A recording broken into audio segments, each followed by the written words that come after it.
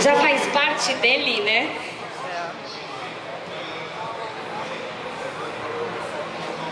Vou deixar o comando com você e você chama a galera, pode ser? Então, gente, por favor, aproveitem que o debate vai ser fodido. Bom, então vamos chamar aqui o Cássio da JBC, né? Até a moderadora quer ver pegando. Beleza? O Júnior da New Pop.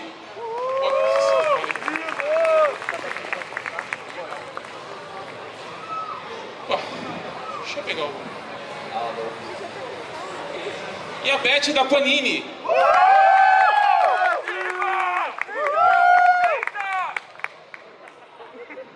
Acho que já temos um vencedor.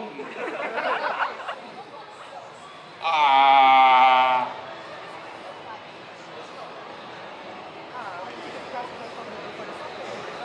Marcelo Del Greco, por favor, comparecer ao palco. Marcelo Del Greco. Eu achei que eu ia me livrar do Marcelo, pelo menos nessa palestra. Por favor, comparecer ao palco.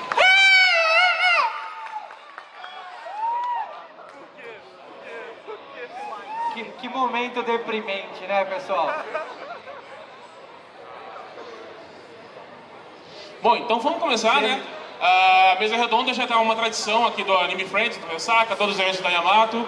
A cada 6 meses a gente reúne as editoras para conversar um pouquinho, falar das novidades, falar das dificuldades, falar de algumas curiosidades, tirar algumas dúvidas dos leitores e debater um pouquinho o mercado de mangá e anime, mangá só, no caso das editoras, né? O mercado de mangás aqui no Brasil, tá? Então, como eu sempre gosto de fazer, vou pedir para que os editores eles se apresentem, falem quem são e falem um pouquinho sobre esses 6 primeiros meses de 2017, o que lançou de legal, o que teve de bom, fazer um resuminho, né, uma retrospectiva desses primeiros 6 meses. Bom, sou Cássio Medawar, sou jornalista formado pela Casper Libero.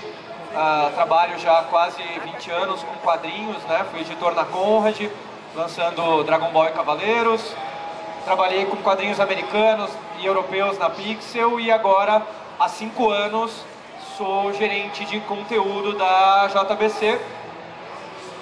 Os primeiros 6 meses do ano foram 6 meses bem difíceis, né? Como a gente falou na nossa palestra ontem, o país passa por um grande problema aí, né? Econômico. Mas a gente até que tá conseguindo se virar, lançando algumas coisas bacanas. Acho que o nosso grande lançamento do ano até agora é Akira, né?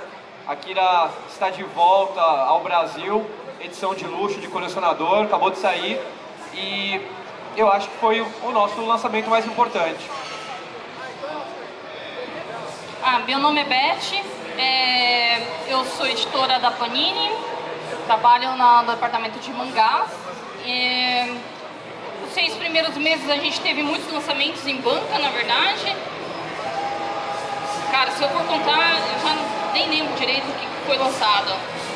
Eu sei que os mais recentes aí no Yashiki, no Sekoi, que agora já chegou na... Teve o Sakamoto também, né? Teve o Sakamoto, Your Line in April. Teve o Arinho Seraph, que aqui no Brasil saiu como Seraph of the End. Vai, me ajuda. Cara, é tanta coisa. Eu lembro de Sakamoto e Neashiki. Teve Sakamoto também. Cadê a cola?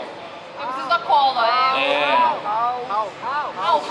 Hal é um one shot muito bonitinho. Novo Lobo Solitário. Novo Lobo Solitário.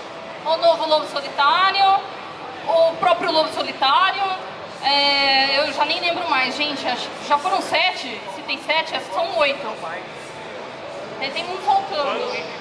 Sherlock, e teve Sherlock também.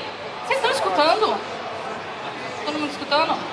Então eu vou recapitular, vamos lá. Sherlock, vou te trazer pra frente agora. Sherlock, teve o Hal, teve Your Line in April, Novo Lobo Solitário, que mais?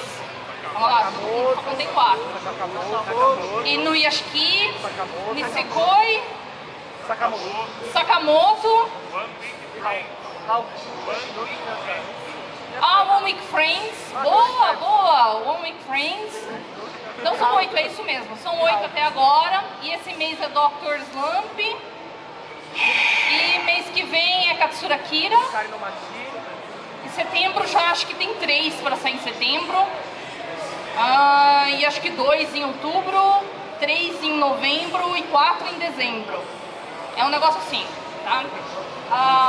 Mas só 6 meses, né? Então, 6 meses, a melhor coisa que aconteceu nesses 6 meses foi eu ter tirado férias. Eu tirei férias, então foi ótimo.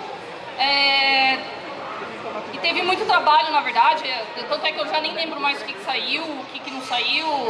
A gente teve algumas dificuldades com distribuição, vários problemas com distribuição, na verdade. Lobo Solitário tinha saído em dezembro, daí ficou acho que uns 3 meses para sair o número 2.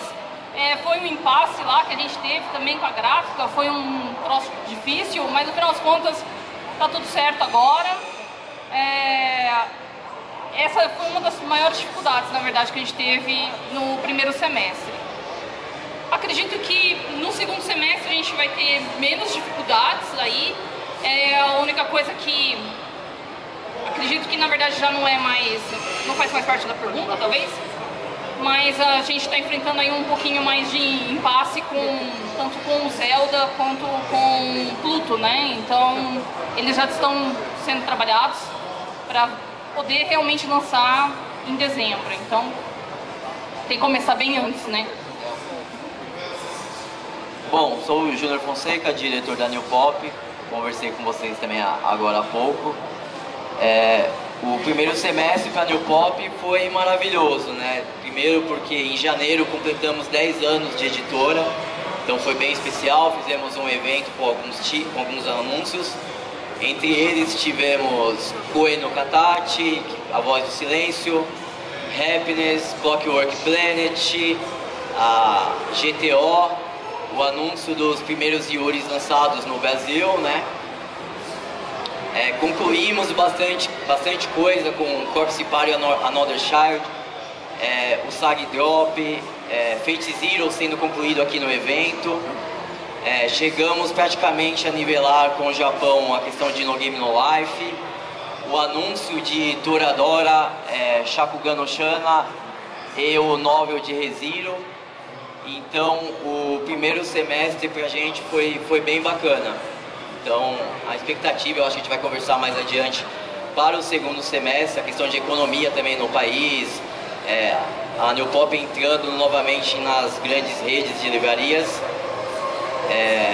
A questão do projeto que está surgindo com o licenciamento da Latim, que está sendo lançado aqui no evento, os copos temáticos em parceria com a Capcom, a camisa oficial, entre outras novidades. Eu acredito que o segundo semestre será bem bacana para a New Pop.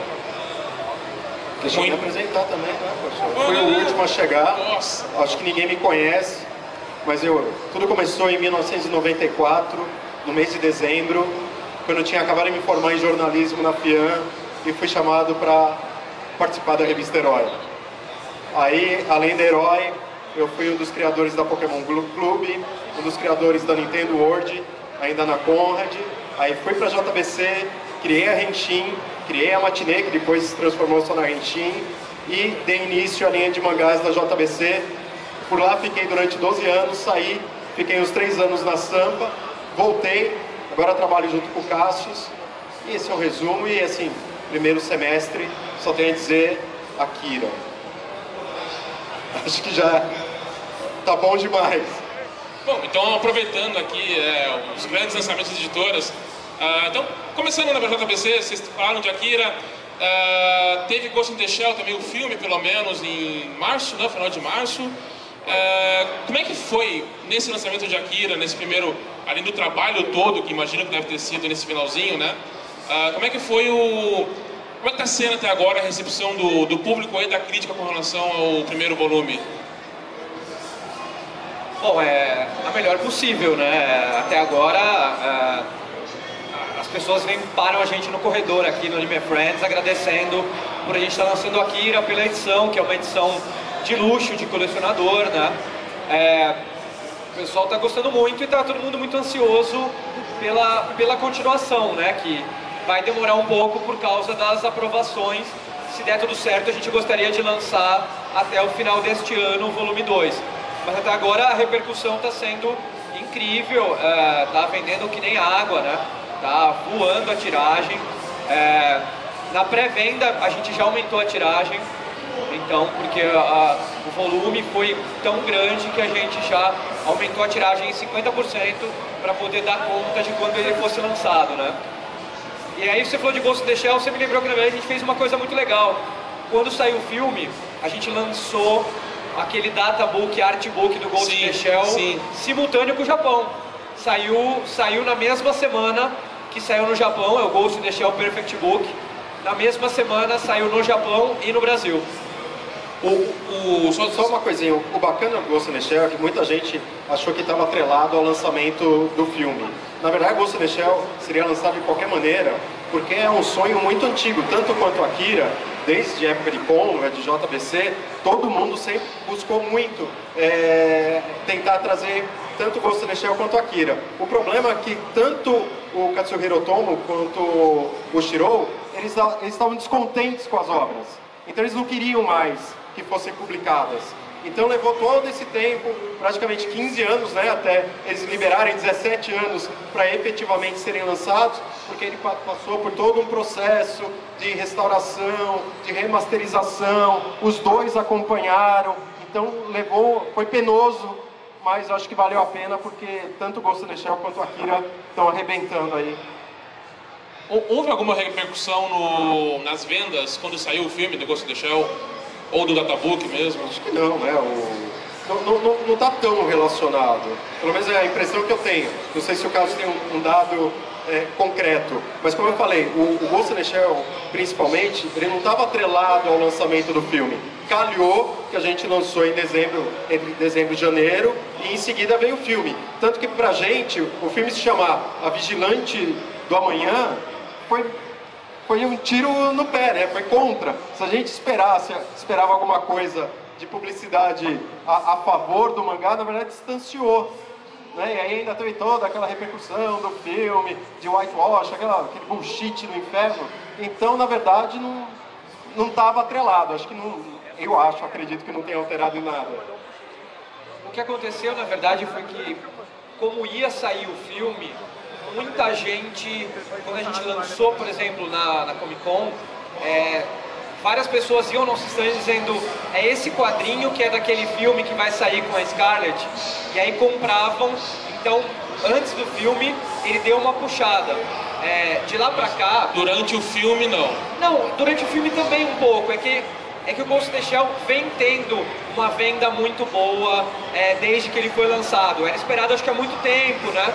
E aí quando as pessoas viram o material, ele vem praticamente todos os meses, ele entra e sai ali do primeiro da lista da Amazon de mais vendidos. Quando saiu o filme, ele voltou ao primeiro lugar da Amazon de mais vendidos. Ali em abril, ele ficou um tempão como mais vendido. Então também ajudou a voltar, mas ele está sempre no topo ali com vendas boas. Beleza. Teve uma coisa que a gente teve uma preocupação maior quanto aos nomes. Isso a gente teve que prestar atenção, porque já tinha o Fantasma do Futuro, que saiu em DVD. Então a nossa preocupação lá com o marketing era deixar muito claro que esse era o Ghost in the Shell, que serviu para a criação da versão em anime e também que serviu de inspiração para Vigilante do Amanhã. Isso foi uma preocupação que a gente teve para deixar muito claro que ali o mangá acabou dando origem a essas duas outras coisas, mas que estavam correlacionados, né? Mas que era tudo Ghost in the Shell. Saquei. Bom, pra Beth agora. Oi, Beth.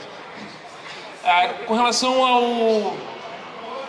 Como é que foi a repercussão, por exemplo, do Sakamoto, que teve um anime recente que estreou? Como é que essas pessoas estão curtindo o mangá, ou estão vendendo bem? O Inuyashiki agora, que acho que lançou o volume esse mês, primeiro volume, né? Mas vai ter um anime já, então as pessoas já estão meio interessadas. E já foi anunciado o final também, né?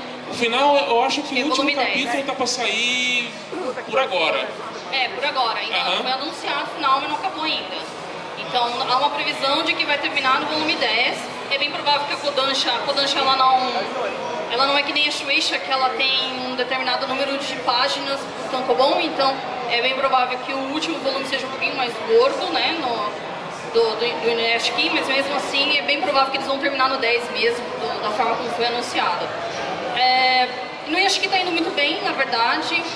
A gente tinha um certo receio porque tem um gap, né, tem um espaço de tempo de publicação muito grande entre Gantz e o Inuyashiki. Nós temos aí, acho que alguém deve ter calculado isso, mas uns 3 ou 4 anos talvez, no final de Gantz e agora Inuyashiki, então já faz bastante tempo, né, aqui no Brasil, né. Então a gente tinha assim um certo receio, na verdade, como é que se Inuyashiki ia ser bem recepcionado. Ainda bem que anunciaram a animação também, então foi uma coisa que acabou convergindo, né? Foi uma convergência de vários fatores que acabou causando... também, eu acho que assim, o mangá também é muito bom, né? Então, por excelência própria, ele acaba fazendo sucesso e, graças a Deus, merecido. Sakamoto foi muito bem.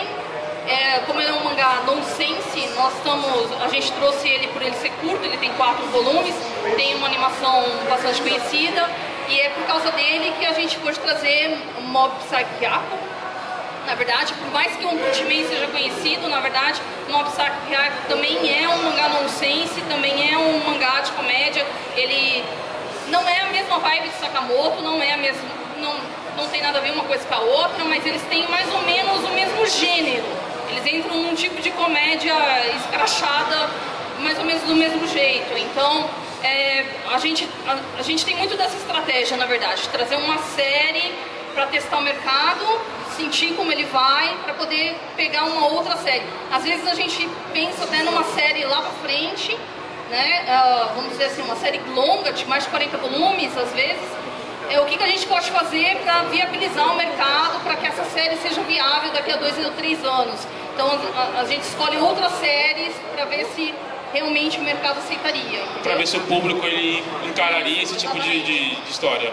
Isso, e eu acredito que se nós continuarmos esse ritmo, talvez um dia o mercado brasileiro esteja apto a aceitar, por exemplo, um mangá difícil de trazer como Gintama. Entendeu? O mangá vai ser bastante difícil, mas a gente vai cativando, né, o mercado, criando o mercado para tentar trazer uma possibilidade como essa. É um mangá que eu gosto muito, então eu estou sempre lá insistindo, mas é cada vez mais inviável, cada vez mais tem mais volumes, então vai se tornando um sonho cada vez mais longe, né? É muito complicado. Ok que é o mesmo autor de Gantz, vocês podem usar isso em marketing, em propaganda e tudo mais, mas é muito complicado você fazer um marketing ou tentar vender para um público não iniciado, que não conhece Gantz, um mangá que o primeiro volume, a capa é um velhinho... falando de Inuyashiki. Porque olha, eu não acho que é difícil angariar um público diferente dentro do mesmo nicho, vamos dizer assim. Por exemplo, passar de um shonen para um seinen, ou passar de comics, né, para comics, eu digo comics americanas, super-heróis ou Vertigo, né, para Inuyashiki, por exemplo, é um público que é praticamente o mesmo, então não é uma coisa tão difícil assim. Mas angariar uma pessoa que está acostumada, por exemplo, a ler Turma da Mônica, né, para ela migrar para Inuyashiki já aí você já está complicando um pouquinho, entendeu? Então a gente vai trabalhando aos poucos cada público, né? Agora o que a gente tem em mente, na verdade, que é um problema que talvez esteja na sua cola ali para perguntar, é de tentar manter o que o Júnior já faz, por exemplo, de tentar manter todas as séries sempre à venda. Então é uma coisa que a gente está sempre em pauta, discutindo como fazer isso lá dentro da Panini. Então a ideia é que no Inuyashiki, por exemplo, ele continue tendo a possibilidade do comprador começar a coleção dele daqui a um ano só, entendeu?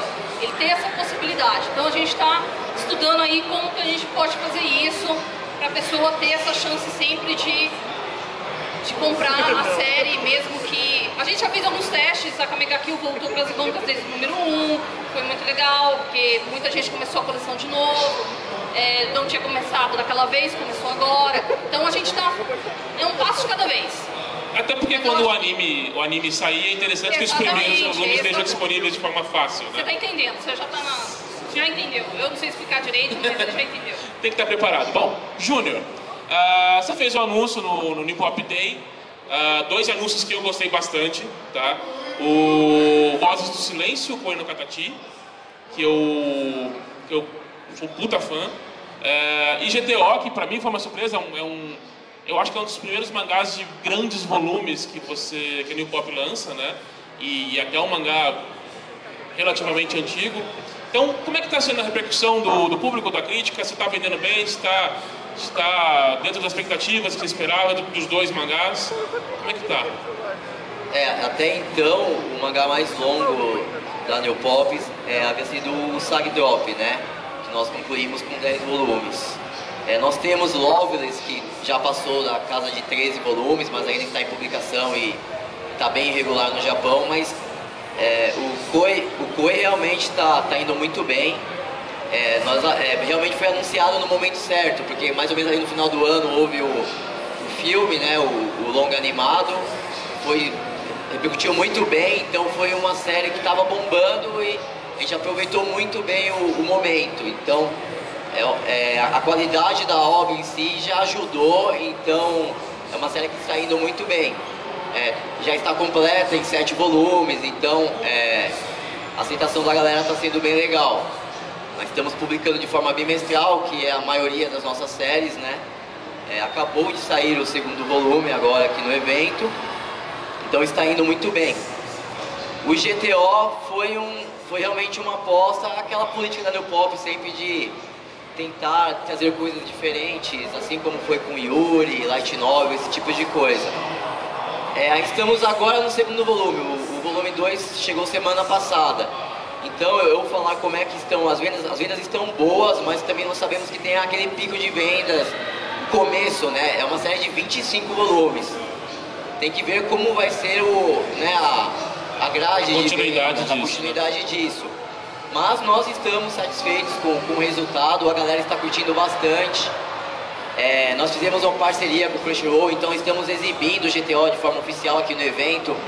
As exibições de GTO são sempre lotadas. Então assim, a gente tinha aquele medo de ser um público mais antigo, o otaku, digamos, da galera mais antiga, que em época de AnimeCon, esse tipo de evento que ia conhecer, mas nós percebemos que não, é uma galera nova que está curtindo, que está adorando a série animada, o live action, os doramas, tudo.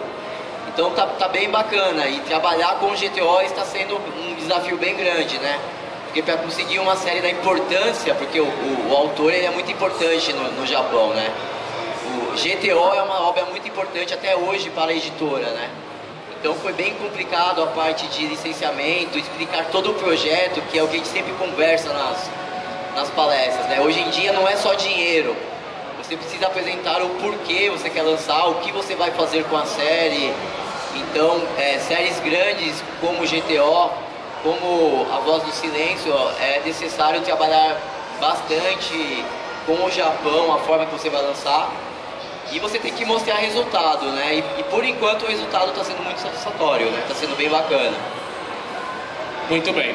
Bom, a gente tem, acho que todo mundo citou aqui, a gente tem que entrar nesse assunto. Não vamos entrar em política nem nada, mas o fato é que a gente está num momento de crise financeira. As pessoas elas estão comprando menos produtos de entretenimento e tudo mais. E a imagem do Brasil também lá fora está um pouquinho complicada, né? Está um pouquinho complicada. Eu queria saber, isso alterou de alguma forma o processo de negociação com os japoneses? Eles estão um pouco mais retraídos, estão complicando mais a vida, estão exigindo mais papelada de vocês ou controle de vocês para... até pelo medo de que de repente não venda, ou eles acham que o Brasil vai explodir daqui a pouco, alguma coisa desse tipo? Todo mundo pode responder só para... Bom, do nosso lado não influenciou em nenhuma negociação.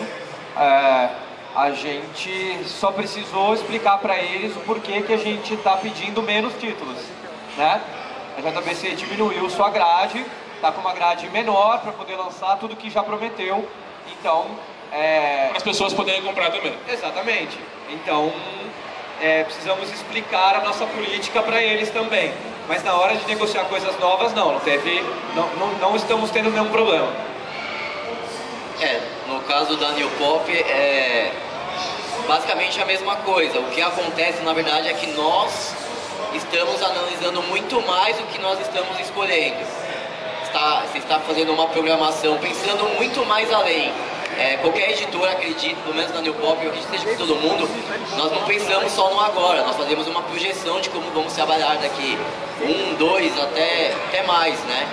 Então nós começamos a ver nossa programação de títulos. E o mercado, estando em crise, você precisa sim pensar no bolso do consumidor. Não adianta você entuchar o mercado de mangá. Você vai sentir isso, né? Então você vai acabar também prejudicando a sua venda, né? Porque o pessoal vai ter que escolher, não tem jeito. Daí você como editora, eu tenho que pensar assim, eu tenho um título que tem muito potencial.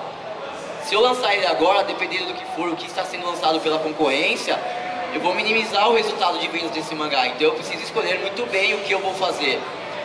E até às vezes o leitor vai escolher entre 2 títulos seus, né? Exatamente. Dependendo do que você lança 2 coisas que o cara quer. A gente chama de canibalismo. Pois é. Então, até por isso, às vezes o pessoal fala, poxa, vocês anunciaram um título há 2 anos e não lançou ainda. É normal. Imagine no caso da New Pop, nós temos títulos anunciados faz 2, 3 anos. De repente nós conseguimos a franquia de GTO e A Voz do Silêncio. É natural nós priorizarmos o lançamento disso. Muda tudo dentro da editora, não tem jeito, é mercado, é negócio, né? Não tem o que fazer. Então assim, a mudança com o Japão não aconteceu, quero mais dinheiro, quero mais um documento, quero que você coloque sua casa como garantia. Não aconteceu isso. Mas com certeza aconteceu uma explicação da nossa parte do que aconteceu, por que estamos mandando menos propostas, por que diminuímos a quantidade de títulos lançados ao mês. Esse tipo de coisa com certeza, porque o Japão cobra muito esse feedback, né? A gente conversa muito. No primeiro semestre eu tive a oportunidade de fazer uma viagem ao Japão de férias e negócios. E rolou sim uma explicação do que está acontecendo, eles perguntaram como é que tá, o que aconteceu. E foi uma conversa bacana, eles acham importante entender o que está acontecendo, né?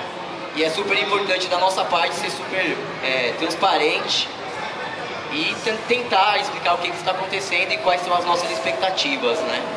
A maior preocupação sempre deles lá no Japão é que cada título vai ser bem cuidado.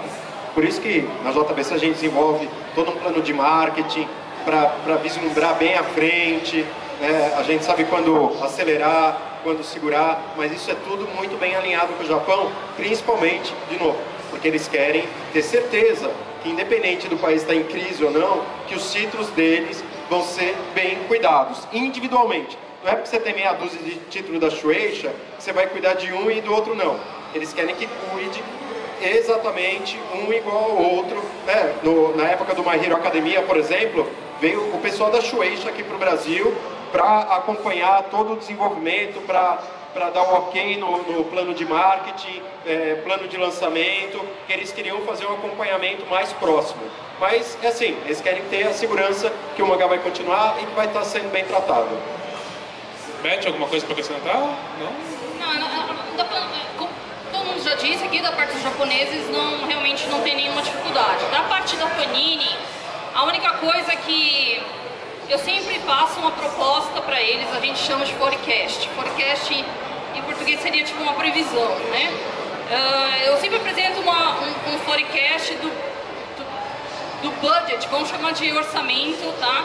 Uma previsão do orçamento do ano que vem. Então eu sempre coloco lá uma previsão de 250 volumes, porque eu quero um mercado chegue cada vez mais próximo de um mercado japonês.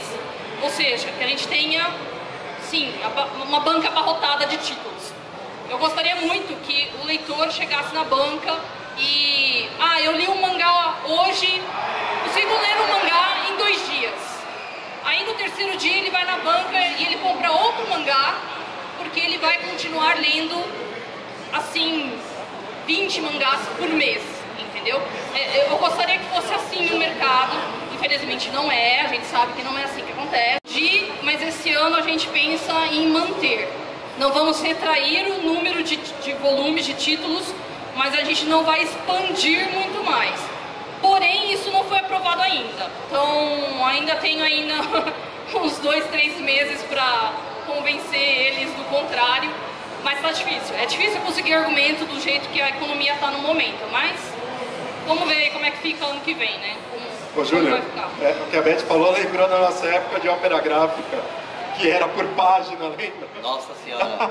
na época da ópera gráfica que a gente foi quando eu conheci o Júnior, lá do pessoal da Comics, a produção era a página por página. Quantas páginas, né, o forecast aí que a Beth falou, a reunião do mês era, não, nós temos que produzir 3.000 páginas esse mês, porque o mês que vem a meta vão ser 3.500 páginas. Aí reunia todo mundo no almoço e era para discutir quantas páginas você fez, Júnior? Quantas páginas você fez? Era meio doido o negócio. Não, era cerca de 50 revistas por mês, né? Tem vários títulos. Era uma outra época de banca, né? Uma época pré-internet do jeito que ela era. Então a ópera, né? Não só a ópera, né? Era mais da Scala principalmente, tinha tudo quanto era tipo de revista, então a produção era por página, não por título. 20 revistas eram com capa de Cavaleiro do Zodíaco ou Naruto. E as outras eram o Sandy Júnior. Meu Deus do céu. Não sei se já comentaram da era pré-internet e tudo mais. Bom, é fato também que a gente tem um problema hoje com a distribuição em bancas, né? A gente tem hoje uma distribuidora que faz as regras dela, né? A New Pop ela já parou de vender em banca, ela só vende agora na loja online ou em livrarias, é isso? Lojas especializadas, né? eventos. A JBC já está lançando algumas coisas exclusivamente para lojas especializadas e livrarias também. E a gente tem aí a Amazon chegando cada vez mais forte, cada vez mais promoções, cada vez mais tentando entrar no mercado brasileiro. Vocês já vislumbram uma possibilidade de repente não dar mais prioridade para a banca ou não tratar, ou até mesmo parar também de distribuir banca como a New Pop fez, vocês da JBC e da Panini?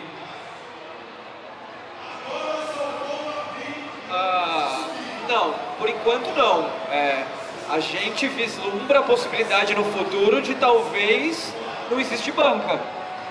Porque as bancas vêm diminuindo o número de bancas no Brasil paulatinamente. Sim. E a DINAP está permanentemente em crise. Então, assim, se ela não se reinventar, eu não sei o que vai acontecer daqui 5, 10 anos, 15, sei lá. A gente tem que pensar no longo prazo. Então, assim, a gente faz planos e vislumbra a possibilidade de não existir banca. Enquanto existe, na teoria, a gente acho que não pode abrir mão de uma fatia dessa de mercado. Porque tem muitos lugares ainda que nem o correio chega, né? Então o cara não consegue comprar pela Amazon porque não vai chegar na casa dele. Ou o frete é mais caro do que o mangá. Exatamente. Então acho que ainda não é possível abrir mão de banca. Mas pode acontecer no futuro de não existir banca. A gente pode virar os Estados Unidos, né? Sim. A Beth, alguma coisa para acrescentar com relação a A Panini, o forte da Panini é banca e vai continuar sendo. Tá ok. Tem uma coisa, rapidinho, que eu queria falar de Akira, mas num outro momento. Eu só queria falar, na verdade, que a JBC sempre teve essa visão, não só de banca, porque essa crise da distribuição já tem algum tempo. E a JBC sempre esteve antenada a isso, e a gente tem internamente, não só a parte do marketing, mas também um departamento de vendas que atende diretamente os PVAs, que são os pontos de venda alternativos, que são as lojinhas, né? Quando você vai lá na Liberdade, encontra os mangás, é atendimento direto da JBC. Da mesma forma que o atendimento direto das livrarias também é via JBC. Teve um momento que era via revistaria para entrar na livraria, mas hoje o atendimento é direto. É até interessante notar que, se você for ver, a maioria das bancas hoje em dia são um lugar para venda de cacareco. Venda de spinner, venda de boné do Pokémon Mas, cara, Go. isso daí já é consequência de uma série de problemas. Se a gente ficar aqui falando de distribuição, cara, para você ter ideia, para vocês terem ideia, existem pacotes de mangá que vão para... Porque o mangá não chega na distribuidora, nas subdistribuidoras já aberto. Eles chegam em pacotes, geralmente de 10. Aí o jornaleiro abre, ou lá na distribuidora abre e coloca. E o que a gente recebe é um mapa de todo o Brasil, cada banca onde recebeu quantos mangás. E aí você olha no mapa, pô, legal, o país inteiro está coberto, todo mundo recebeu. Aí a hora que você vai fazer o levantamento de vendas, tem pacote que volta fechado. Ou seja, no mapa o mangá chegou, mas existe uma série de problemas que não adianta a gente ficar, que a gente conhece, esmiuçar, senão a gente vai levar um século aqui, todo mundo vai dormir, mas e aí isso daí levou ao jornaleiro buscar alternativas para sobreviver. E quais foram as alternativas? Encher a banca de cacareco. Sim. É ruim porque o cara não vai mais, como a Beth falou, o ideal pra gente, que a gente também sonhava, era um monte de banca socada de mangá e todo mundo ter como comprar esses mangás. Só que você vai lá, as pessoas, os adultos compram cigarro, isqueiro, entendeu? As crianças, é o ioiô, é o brinquedo, são aqueles brinquedinhos pirata lá de Dragon Ball, de Batman. Então perdeu meio que o foco, mas é uma questão de sobrevivência. Mas pra gente, para as editoras, se torna um problema, porque canibaliza, a gente começa a brigar com os caras. Sim, sim. A Amazon e as livrarias online, elas estão ajudando vocês a prever mais a quantidade de tiragem, a quantidade de edições, a de repente prevenir que falte mangá ou que sobe mangá. Tá ficando mais fácil de repente trabalhar do que com banca? Porque eu imagino que se fosse só banca, vocês têm um retorno muito grande, né? Eu acho que todas as editoras acabavam tendo... voltava o pacote fechado, né? Vocês pensavam, vou imprimir 10 mil, de repente voltava 5 mil. Tá mais fácil agora com as lojas online, que já dão um número mais preciso para vocês. Trabalhar um pouquinho a tiragem, de repente conseguir um lucro melhor. Bom, com certeza ajuda, né? Porque, por exemplo, com uma Amazon ou outras lojas como Fenac, Saraiva, Cultura, ou até as lojas oficiais de cada editora, você consegue fazer uma pré-venda, você consegue ter uma projeção. O Cassius comentou que com a Akira, eles, pelo sistema de pré-venda, eles tiveram uma noção que ia vender muito mais do que eles imaginaram, por mais que eles apostassem no título, e conseguiram aumentar a tiragem. Automaticamente eles aumentaram o lucro, porque o preço unitário do produto caiu. Então é muito bacana. Então é uma forma que ajuda muito.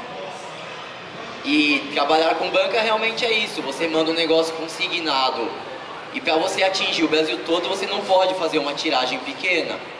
E a editora tem que calcular muito bem essa perda, porque obviamente não vai vender tudo.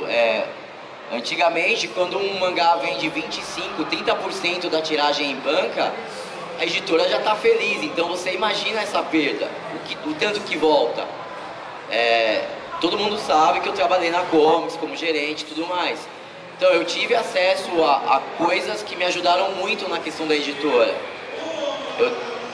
Eu sei que é complicado para uma editora um retorno de encalhe enorme. Você tem que trabalhar com uma rede como a Comics para vender encalhe. E obviamente que a Comics não vai comprar esse encalhe pelo preço tradicional.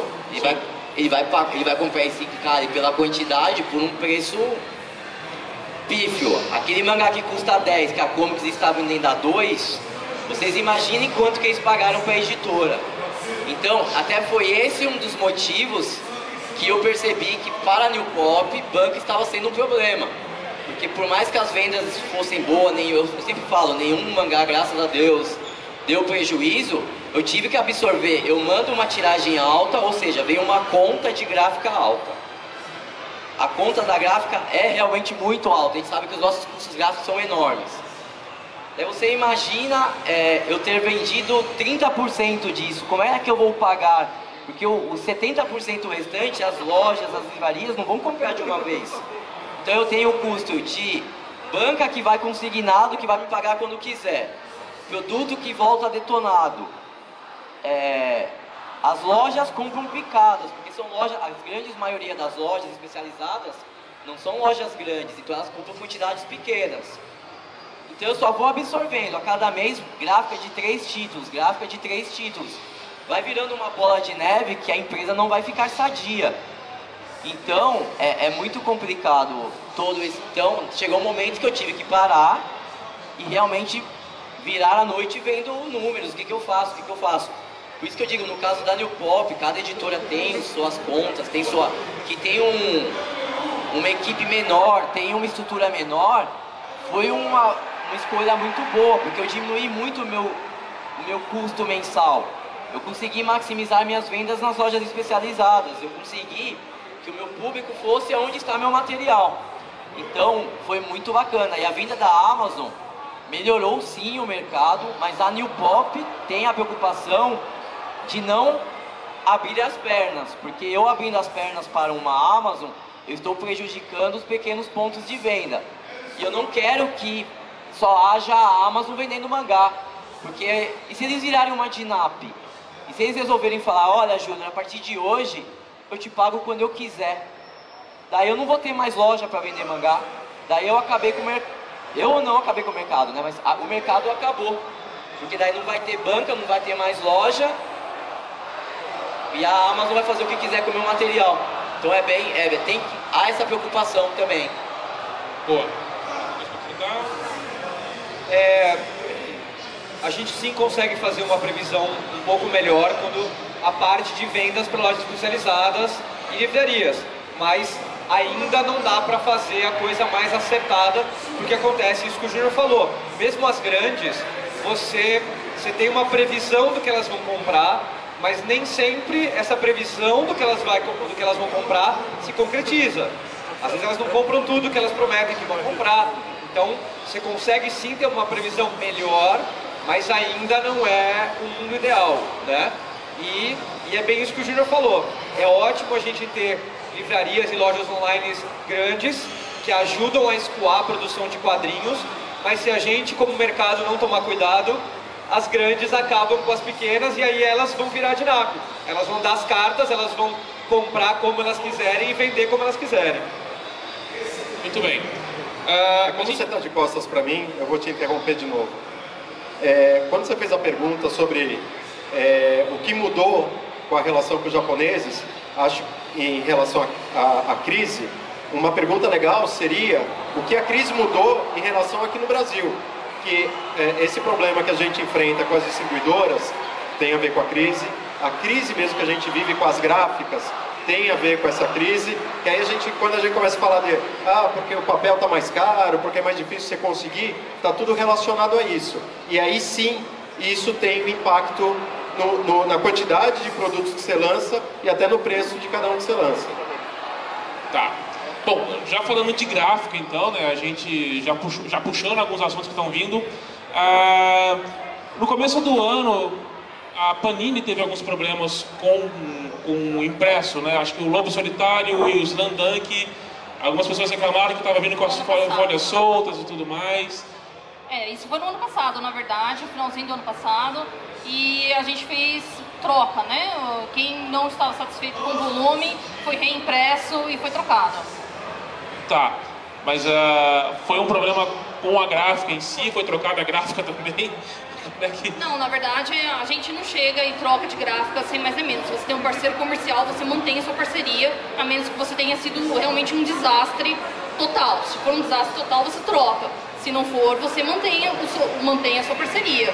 Você não pode simplesmente, por causa de um erro, você chegar e simplesmente desfazer parcerias. Uma hora você fica sem parceiros. Sim. Se você continua fazendo isso. Então, o que a gente fez? A gente conversou com a gráfica concordou, se redimiu e ela disse que não aconteceria mais e não aconteceu. Tanto é que o volume 2 de Slamdunk, 3, 4, 5, estão no 6 já e estão lindos. Então, realmente eles estão mantendo o que eles prometeram. E eles refizeram o número 1 e nós trocamos para quem não ficou satisfeito. Era apenas um problema na cola, na verdade, da primeira página. Alguns estavam soltando a página. E isso foi trocado. Agora, do Lobo Solitário nós fizemos a mesma coisa e foi reimpresso mais de metade da tiragem, foi trocado. E assim, essa mais de metade da tiragem, na verdade, ela também já foi distribuída, então muita gente recebeu Se eu não me engano, acho que o lote inteiro da Amazon, teve um lote inteiro da Amazon já no começo que já recebeu. Nós pedimos para a Amazon segurar. Tinha gente que tinha comprado na pré-venda e não recebeu, demorou um pouquinho porque já foi rodado de novo, direto, por causa da cola, porque a cola tinha soltado, então as folhas estavam soltando. E aí já foi reimpresso e deu tudo certo no final das contas. Mas demorou um tempo. E às vezes esse tempo, ele é um complicado porque acabou grudando no volume 2, aí no volume 2 a gráfica inventou milhares de outras coisas, tem um problema com distribuição, o volume 2 foi difícil, mas saiu e tá tudo bem agora. Ainda bem. Também com relação à gráfica, o lançamento do Akira, o Cassius comentou uma coisa que eu achei muito engraçada do Akira, que, se eu me lembro bem, você falou que boa parte do custo do Akira, uma parte substancial do custo do Akira, é pelo formato do mangá, o tamanho do mangá, que as gráficas brasileiras elas têm uns tamanhos específicos que têm que ser impressos, e se você tenta fazer qualquer tamanho diferente, você tem perda de papel e a gráfica ela te cobra essa perda de papel. Você poderia explicar um pouquinho melhor? É exatamente isso.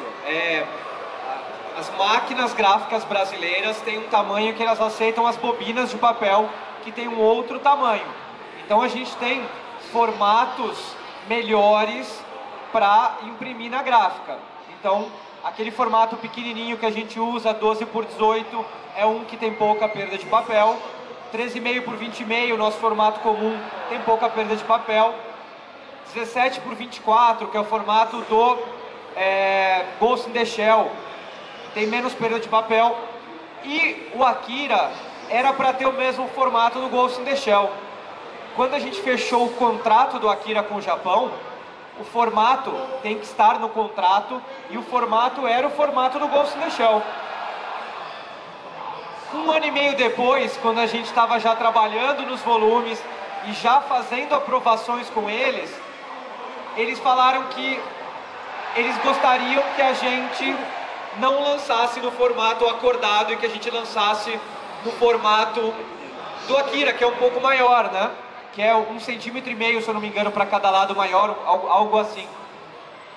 E esse formato do Akira, que é um pouco maior, é um formato que não encaixa com as máquinas brasileiras, e aí você acaba tendo mais perda de papel.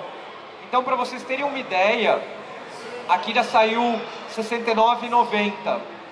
No formato do Ghost in the Shell, o preço de capa dele deveria ter sido R$ 62,90. Só por causa da perda de papel, a gente teve quase R$ 8,00 de aumento. Então, quando a gente escolhe formatos, a gente tem que escolher formatos que funcionem com a gráfica no Brasil.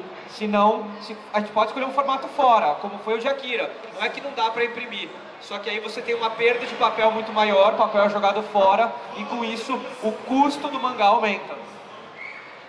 Imprimir, acho que algumas editoras elas já fazem isso, não sei se de mangás, mas algumas editoras elas já imprimem em outros países.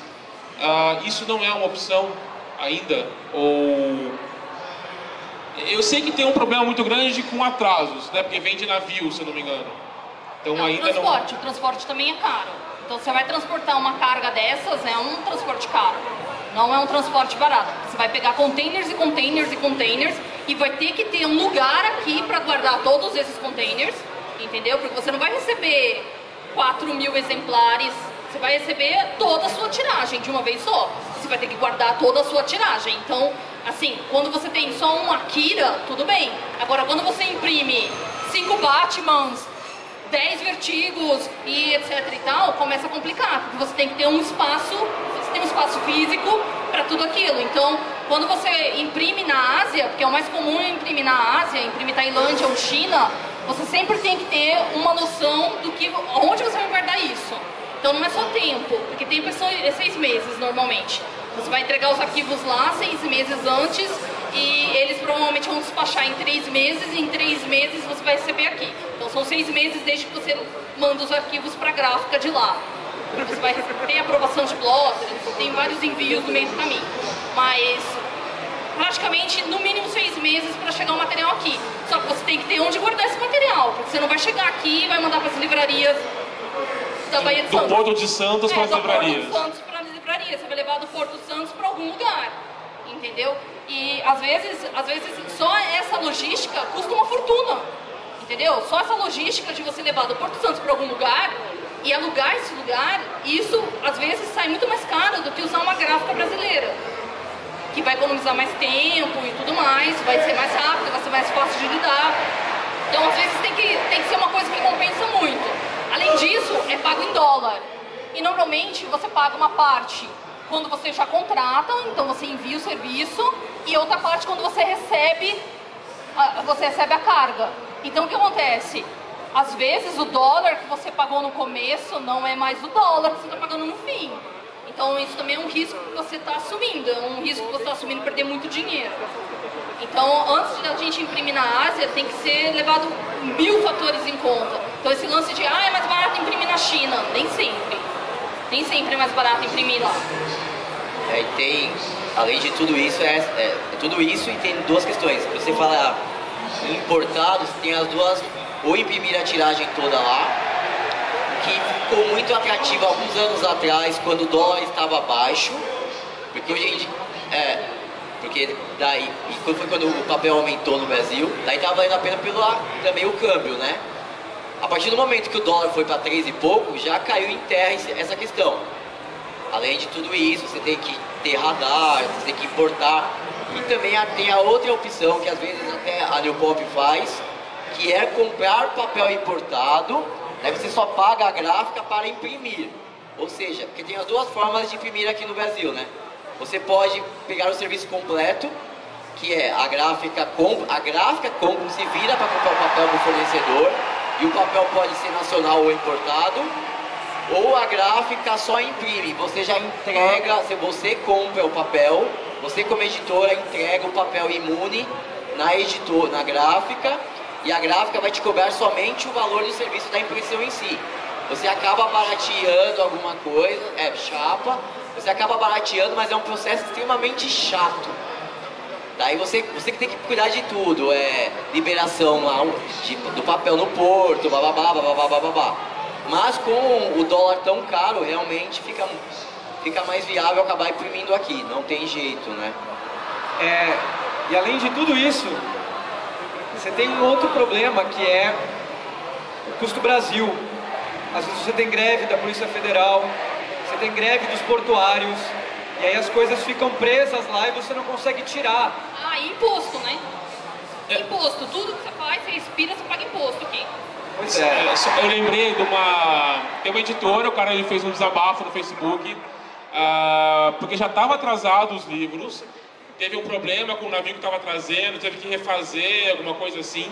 Quando chegou no Porto de Santos, tem um fiscal específico para olhar os pallets de madeira que vem da China para ver se não tem um cupim chinês e não vai o cupim chinês vir para o Brasil.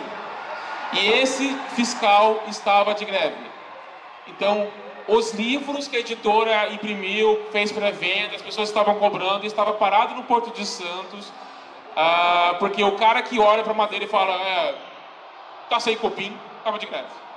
Né? Então, você tem esse tipo de dor de cabeça. Então, assim, para valer a pena tem que ser uma edição única, você não tem que ter periodicidade, e mesmo assim tem todos esses problemas que a Beth falou, o Júnior e eu falei. Então acho que é bem complicado conseguir que essa logística vale a pena. A crise do papel ainda existe nas gráficas, a gente ainda está com essa dificuldade de encontrar papel bacana, de qualidade, que não gere aquelas reclamações de papel folha transparente e tudo mais, ou já deu uma melhorada nesse quesito? A gente continua com um problema bem sério. A gente tem vários meses que não tem papel. Acontece atrasos porque não tem papel. Os papéis importados ficaram muito caros com o dólar alto, e as empresas nacionais que produzem fazem o preço que elas querem, especialmente do offset, né? E nem sempre elas conseguem suprir a demanda do mercado brasileiro. Então a gente vive hoje um problema bem sério de custo alto e nem sempre tem papel. No caso da New Pop, nós, como eu falei agora há pouco, nós não estamos com tantos problemas, até porque a nossa tiragem, não a tiragem, mas a nossa quantidade de lançamentos mês não é tão grande. Nós atualmente trabalhamos com 3, 4 títulos no máximo. E há um bom tempo já eu tomo um pouco de cuidado de manter uma certa quantidade em estoque do papel que eu uso. Eu tenho um acordo já, eu tenho papel guardado, digamos assim. Então assim, a gente não vem enfrentando até por causa disso. A nossa quantidade de títulos mês não é tão grande, então eu consigo ter esse tipo de estoque. E o outro papel que eu uso, que são os de light novels, o próprio GTO, é um papel pólen, né, ou seus semelhantes. Não é um papel que há muita dificuldade, porque é um papel que praticamente todo mundo usa, então o mercado em si já toma cuidado de manter esse material em estoque, né? A estocagem geralmente se compra por toneladas, né? Então você tem que manter estocado isso em algum lugar, geralmente é na gráfica. Quando você prepara, quando você anuncia um título, dependendo da quantidade de volumes que ele tem, do papel que vai usar, como o Júlio falou, você já tem que fazer um acordo, antecipando, prevendo, aí você já tem que comprar esse papel, já tem que deixar estocado, e isso tudo é custo gerando custo. Isso acontece com muita frequência, falta de papel. E às vezes você falta uma... A Panini tem às vezes umas políticas muito loucas lá, às vezes, né? Então, por exemplo, eu vou citar, por exemplo, o caso de Bestiários. Bestiários foi rodado uma gráfica, o volume 1, e aí quando chegou para rodar o volume 2, a gráfica praticamente, ela disse que só poderia rodar a metade, a gente mudou de gráfica.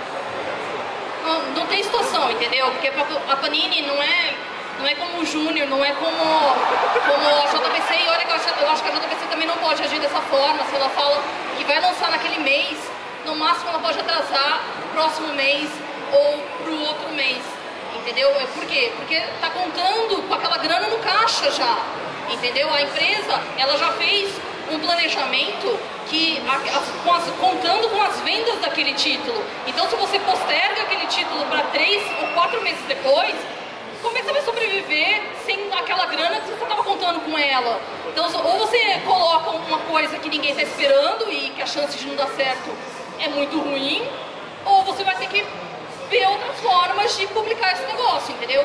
Então, a gente pagou mais caro e mudamos de gráfica. Mas saiu por outra gráfica, mas a qualidade na minha opinião, saiu melhor, que inclusive é uma gráfica bem mais cara.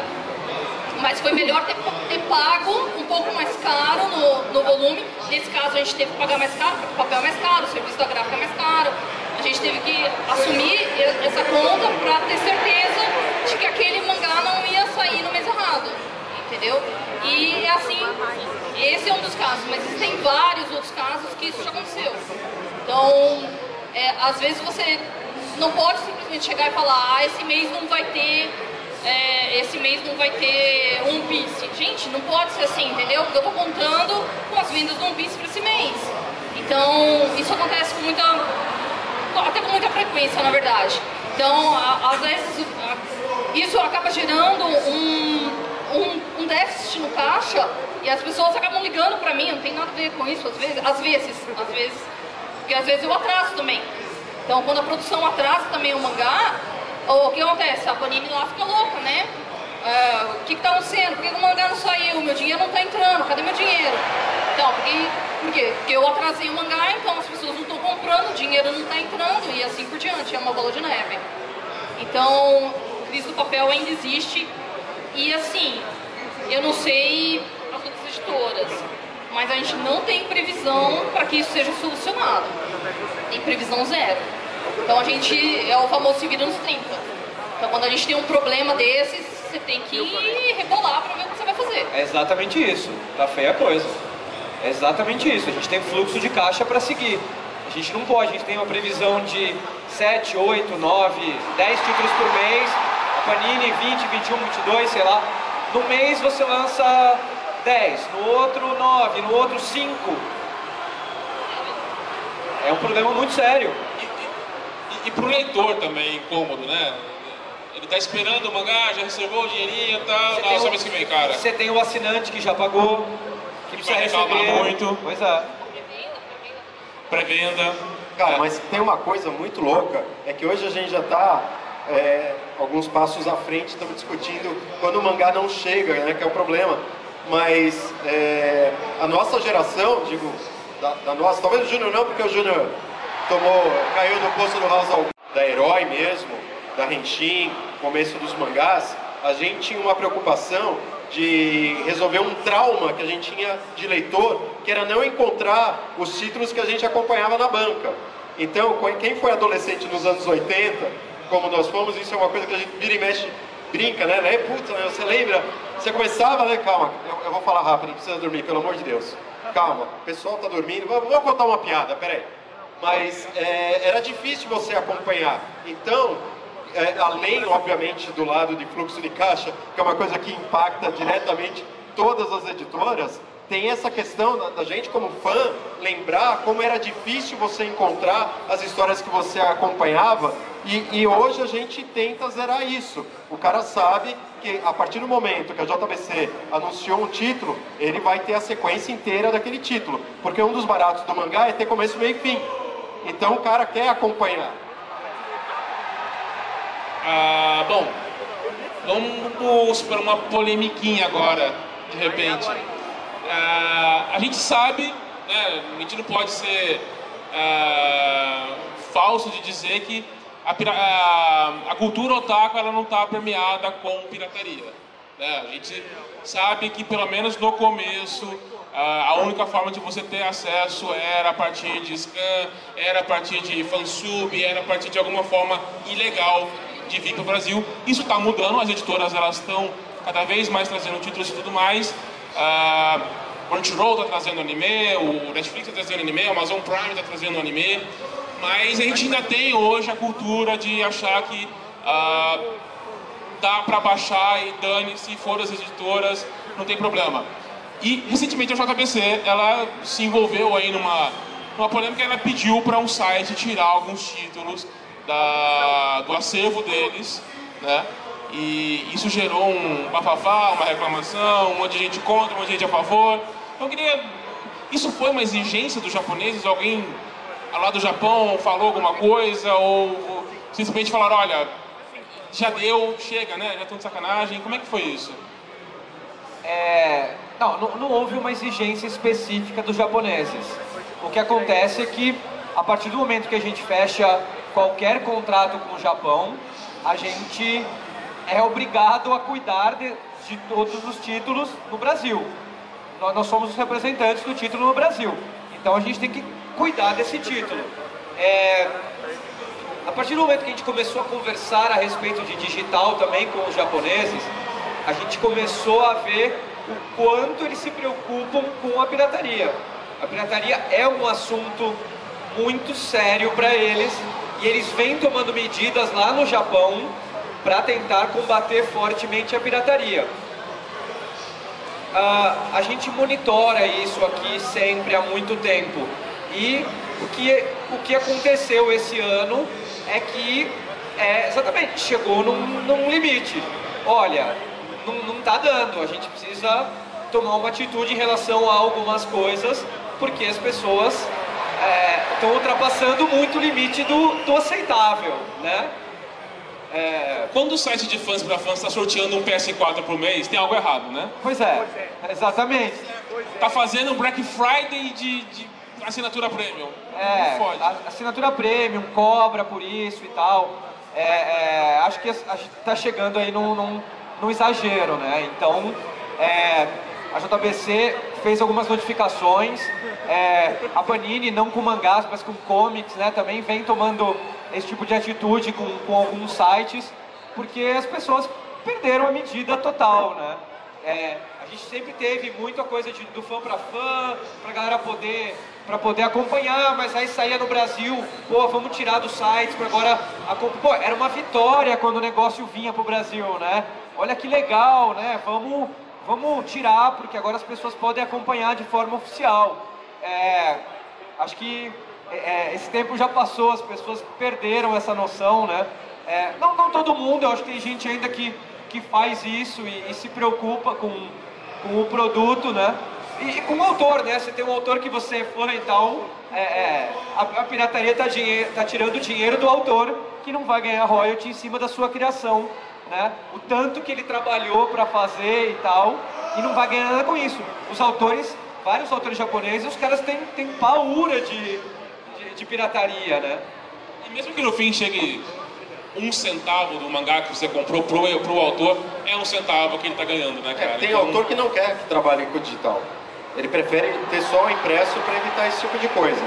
E como o Cassius falou, o rapaz aí, ele foi muito além. Além dele cobrar, além dele piratear os próprios fansubs, né, o cara começou a achar que ele que mandava, ele que decidia os mangás que vinham aqui pro Brasil de uma maneira muito louca.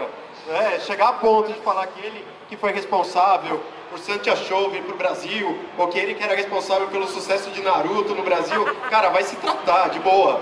Entendeu? Que eu não sei, daqui a pouco ele vai falar que ele que sugeriu as ideias, os títulos para os próprios autores, que aí não dá. E tem um detalhe, não foi a JBC que foi atrás dos caras, que a gente fica, claro que a gente monitora, tem casos que a editora sim pede pra gente ir atrás. Quando a JBC lançou Fairy Tail, por exemplo, a Kodansha pediu sim para ir atrás, para tentar dar strike em todo mundo, só que a gente tinha um problema naquela época, que já tem quase 10 anos, né? Que o servidor do cara era fora, nos Estados Unidos, então para você fazer o caminho para chegar no cara era complicado, mas a gente tinha essa determinação sim de ir atrás, e no caso específico dessa vez, os leitores, os próprios consumidores, os próprios fansubers entraram em contato com a editora, falando, olha, o cara tá pegando os scans de todo mundo, tá lá apagando o nome da galera, tá subindo no site dele e tá cobrando. Como assim?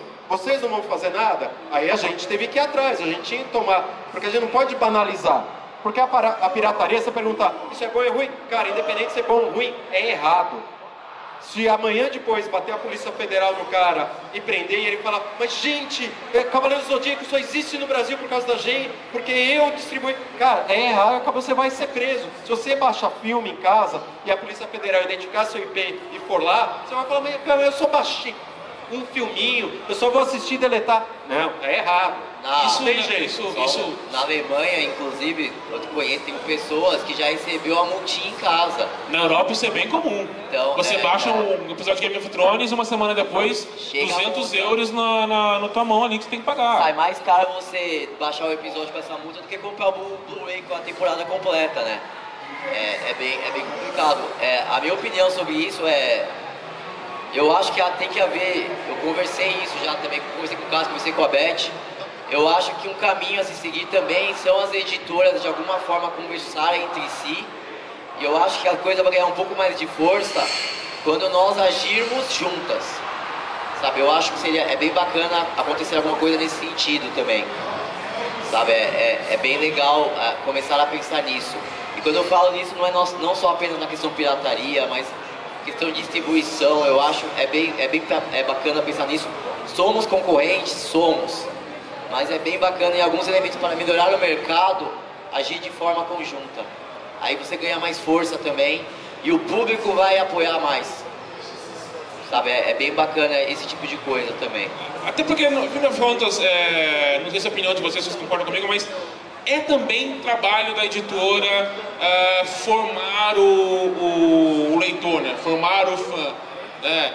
Mudar a mentalidade dele de que, olha, você pode baixar se você quiser. Não, cara, compra, por favor, assina. Eu acho que faz parte também, a cultura tem que mudar, né? Ontem mesmo na nossa palestra, veio um rapaz aí, perguntou pra gente do Tulaveru, se a gente ia acabar. Primeiro, obviamente, a gente vai até o 18, a gente vai finalizar esse. Mas aí ele emendou, mas e o Tulaveru Darkness? Vai vir? Cassius respondeu, vai depender de vocês. Não é só da gente, porque bacana você baixar de graça na internet, porque o princípio é esse, é de graça é melhor. Independente da tradução tá cagada, entendeu? Se tá feito de qualquer maneira. Faltando porque páginas. todo mundo acha, é impressionante que esses caras, além de tudo, eles acham que eles são melhores do que quem trabalha com isso de modo oficial. Porque a gente tem as nossas limitações em relação ao Japão, a gente não tem liberdade de alterar o que a gente bem entender. A gente tem que seguir as determinações do Japão. Mas fica muito complicado porque depende dos leitores. Entendeu? Se você prefere baixar, obviamente um mangá eventualmente pode ser descontinuado. Mas aquele que é o oficial.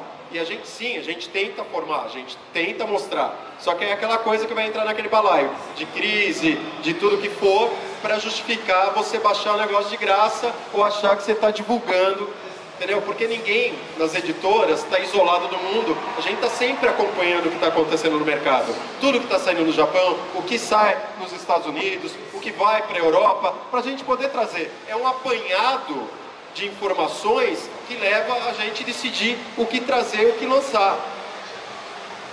E só mais um adendo da minha parte, mesmo o mangá digital ainda tem uma série de controles. Eu estava lendo recentemente o Inuyashiki pelo Crunchyroll Mangá, e tinha uma página que eu queria tirar um print, compartilhar no Twitter e tal. O aplicativo não me deixava tirar um print pelo celular. O aplicativo do aplicativo americano, né? Sim. Do Crunchyroll. Ele não permite que você tire print nem nada. Ele não permite que você copie nem faça nada. Ele é muito bom, na verdade. Então, imagino que com a Henshin Drive vocês estão tendo que tomar uma série de cuidados e coisas técnicas para deixar pelo menos o japonês mais tranquilo, né?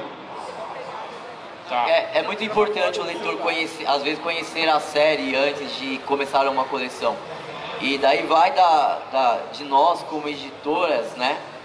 Também é uma coisa que eu particularmente estou pensando bastante. É como possibilitar a galera de conhecer talvez o primeiro volume, o primeiro capítulo.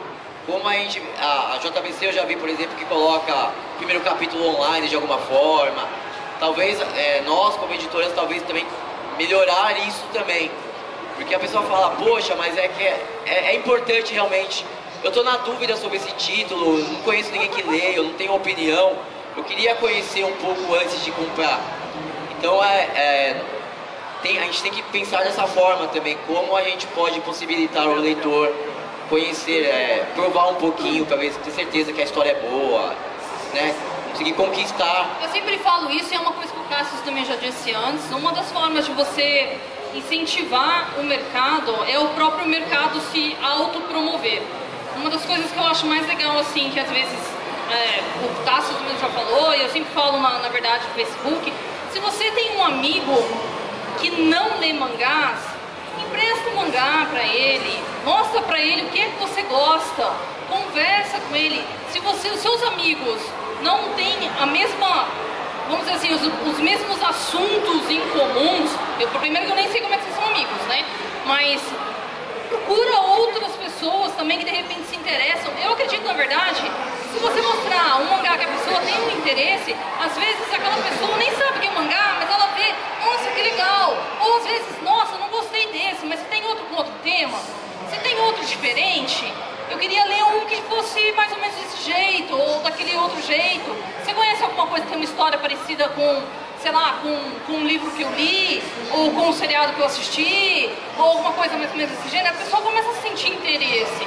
Então eu acho que assim, dar mangá de presente é sempre uma coisa legal. Então eu acho assim, às vezes muito, eu gostaria muito que o título obscuro X viesse pro Brasil.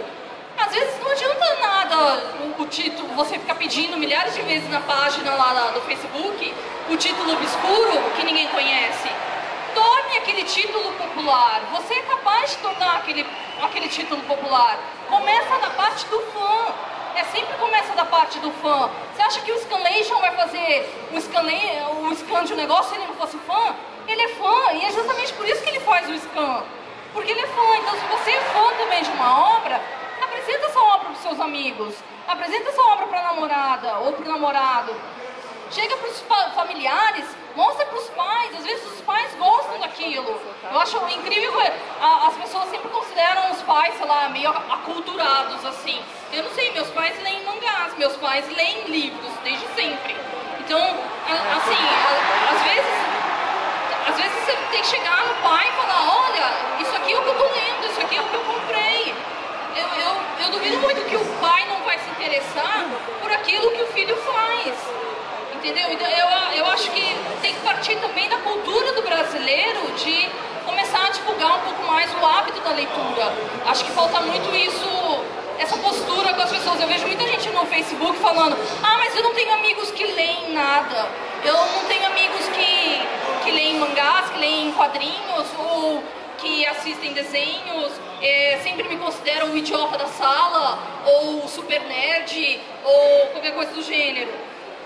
Gente, também parte da pessoa chegar e tentar quebrar paradigma, né? Chegar no colega, na pessoa que ele mais conhece e falar, olha, isso aqui é o que eu gosto. Se você não gosta desse, existem mais diferentes. Existem possibilidades. Eu acho que também tem que partir das pessoas do outro lado, sabe? Não é uma coisa só, a editora, que nem você falou, a editora também tem um pouco parte de responsabilidade disso. Sim, a gente tem responsabilidade como marketing. Nós temos que divulgar nossos títulos, nós temos que vender nosso material. É disso que a gente sobrevive. Mas eu não digo que o mercado, às vezes, algo não dá certo simplesmente porque a gente não fez nada. A gente atendeu à vontade dos fãs. Se os fãs não criaram mais fãs, também é um problema, entendeu? Eu acho que isso acontece com várias coisas. Não estou falando só de mangás. Eu estou falando, por exemplo, principalmente do caso Sense8. Sense8 é uma coisa que as pessoas assistiam, acho que, sei lá, né, num quartinho escuro lá, não sei, né? Porque ninguém comentava, ninguém falava nada. E aí, de repente, surgiu um monte de gente reclamando do cancelamento. Poxa, é fácil reclamar de uma coisa que está cancelando, mas você mesmo não falou com ninguém sobre isso. Você jamais divulgou aquele material, você não disse que era uma coisa boa para ninguém. Então, assim, também eu acho parte do fã. Reclamar é fácil, mas ajudar aquilo que você é fã de verdade, você não ajudou. Sempre lembrando que todas as editoras, eles têm mangás hoje, pelo menos, que fogem muito do Battle Shonen, das otaquices, das coisinhas. Tem o My Hero Academia, que é para quem gosta de comics. É um bom mangá, é uma boa introdução ao gênero mangá. Tem o Godzilla, né? Foi da Panini, se eu não me engano, com uma boa história. Acho que é Godzilla. Godzilla tem uma puta história legal sobre adolescência, sobre crescer, sobre pais e tudo mais. Oi? É volume único. É volume único. Tem o Sherlock também, da Panini. Tem o Koyano Katachi, de novo, Vozes dos Silêncios, que é uma puta história sobre bullying, que você pode passar para os seus amigos. É também um trabalho importante, é também um trabalho legal da gente divulgar. Né? O otaku não é mais aquele cara que fica escondido no quarto escuro chorando porque apanhou na escola. O otaku tá aqui, tá no Facebook, tá no Twitter, tem amigos, alguns, tá? Aproveitando agora, ainda nessa divulgação, de como divulgar e tudo mais, recentemente o Netflix ele colocou One Punch Man no catálogo, né? Dublado e tudo mais.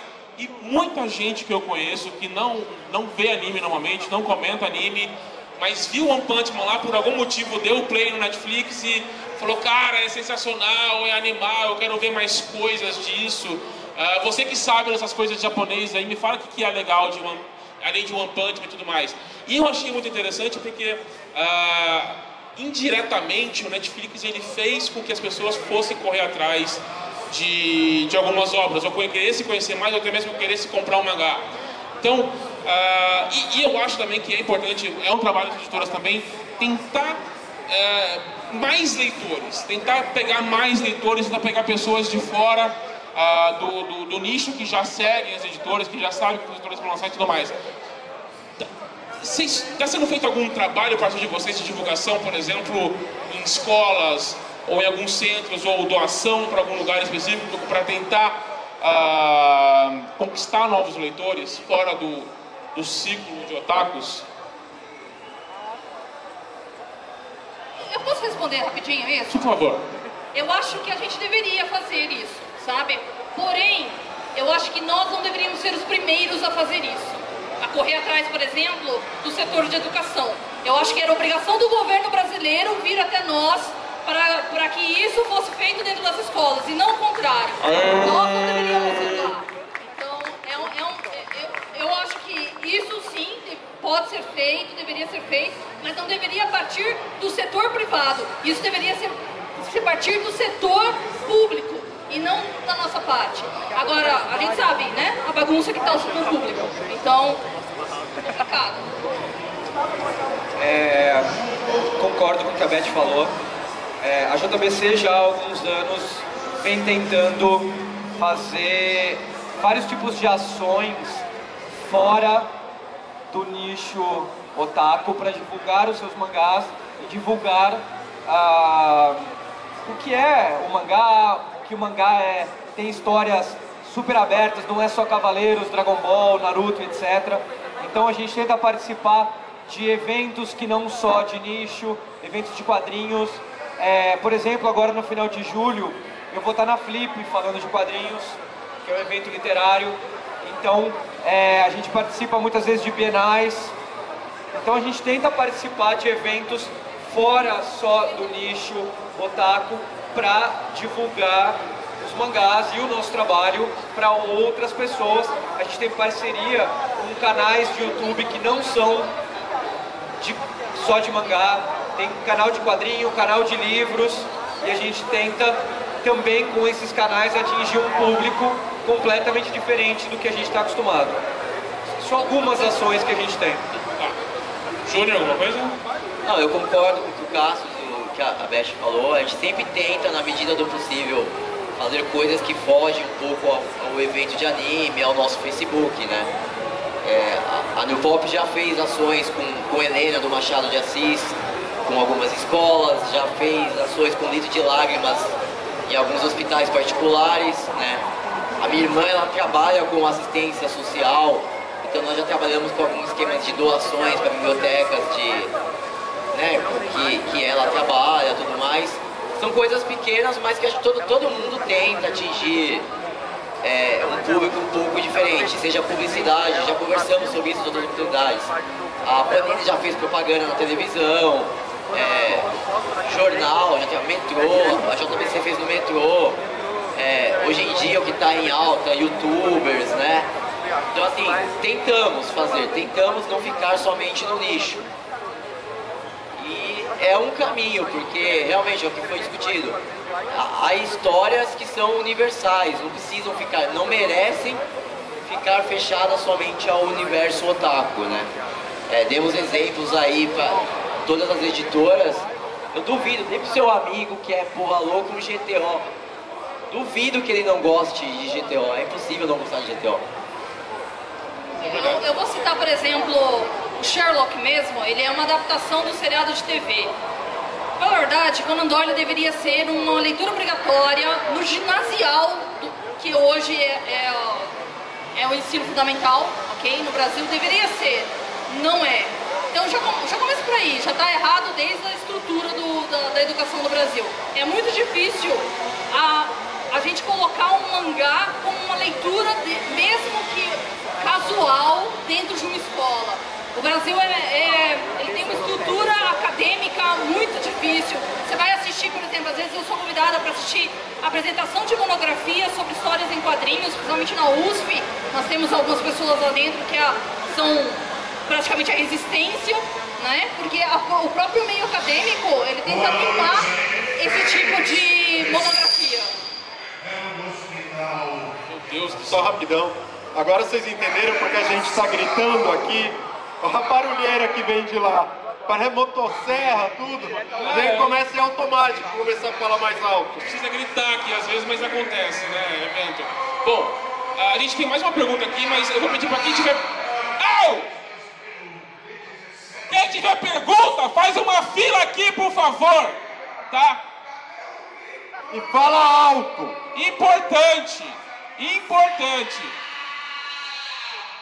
Pergunta sobre mangás, vai ser lançado mangá tal, Eles já responderam nos eventos, a gente já sabe, na Panini, JBC, New Pop, tudo vai ser lançado. Não adianta perguntar o que vocês vão lançar alguma coisa, tá bom? Vocês têm um microfone aqui pro pessoal ou tem que ser um daqui?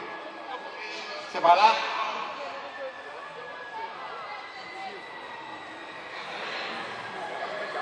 Mano, tá tendo uma chacina lá no palco lá atrás. O massacre da Serra Elétrica é pouco que tá acontecendo lá. Oi, eu queria primeiro comentar que essa história de TCC eu fiz na minha faculdade. Eu fiz educação artística e eu falei sobre história em quadrinho na educação. E eu falo dos mangás e dos estilos de mangá que existem e para você estudar com os mangás. Uma pergunta que eu queria saber se tem quantidade mínima de páginas por volume para editar o mangá? Quantidade mínima não, né? De folhas. Foi até... A gráfica normalmente trabalha com cadernos de 8 páginas, né? Você consegue fazer 8 ou 16. Foi até, aproveitando, teve um vídeo do Capitão Onigiri que ele queria entender porque alguns mangás que tinham algumas páginas coloridas, a gente colocava, tinha uma página colorida e as oito próximas páginas na sequência saíam em papel, por exemplo, couché. É justamente isso, a gráfica ela consegue colocar uma folha colorida, ela consegue, mas é quase que um trabalho manual e ela vai cobrar por isso. Então acaba sendo muito mais prático a gente colocar o caderninho de 8 páginas no mesmo papel, porque daí é um sistema automatizado, né? Então você consegue ter um custo-benefício melhor. Mas assim, você consegue fazer... Olha, por exemplo, teve um encarte de Oremonogatari de Ao Haraido, que tinha acho que 32 páginas, se não me engano, acho que foi o menor encarte que nós fizemos. Foi 32 páginas, e aí o encarte, que depende bastante da lombada, que existe um máximo de páginas que, se não me engano, são 64 páginas para ele ser grampeado, ou seja, o mangá daí seria grampeado, como no caso esse encarte foi grampeado, e depois disso ele teria que ser lombada quadrada com cola. Então, acima de um X número de páginas, acredito que 64, acima de 64 já começa a complicar, então ele teria que ser lombada quadrada. Hoje, o meio tanco de Yokai Watch tem cerca de 94 páginas, e ele tem que ser lombada quadrada. Então, eu acredito que entre 64 e 94 já tem que ser lombada quadrada. Então, o mínimo ali, para não ser lombada quadrada, no caso seria grampeado, como as mensais de Wolverine, Batman, Liga da Justiça, as mensais, elas são grampeadas também. Se eu não me engano, o máximo de páginas delas é 64 páginas também. Já teve 128, mas é porque aquele formato mensal ele não pode ter lombada quadrada. E os volumes únicos? Tem muitos é a mesma que tem coisa, isso não impede, isso é a mesma coisa para todo mundo. Entendi. Tá bom, então, obrigado. Eu tenho uma pergunta para fazer pro Cassius. Agora que Job está acabando no Japão, vocês pretendem lançar de vez?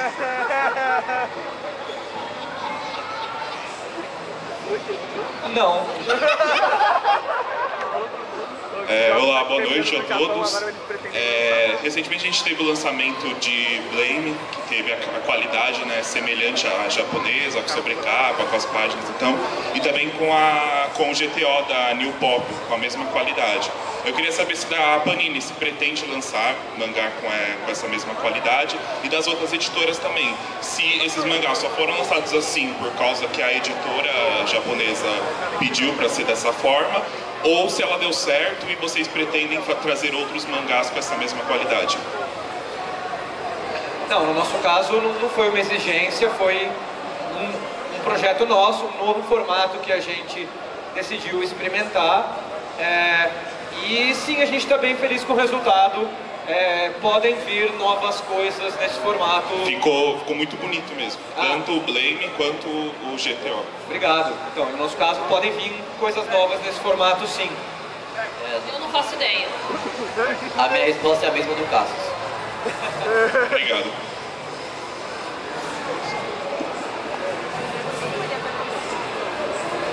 Boa noite. Eu gostaria de saber quais são as principais dificuldades para se lançar material nacional pelas editoras. Se é a, sei lá, falta de qualidade dos materiais ou a falta de demanda pelo público, por ser uma coisa relativamente nova, não tem anime desse material. Eu vou dizer pra você que a principal dificuldade é que os artistas não têm um representante comercial.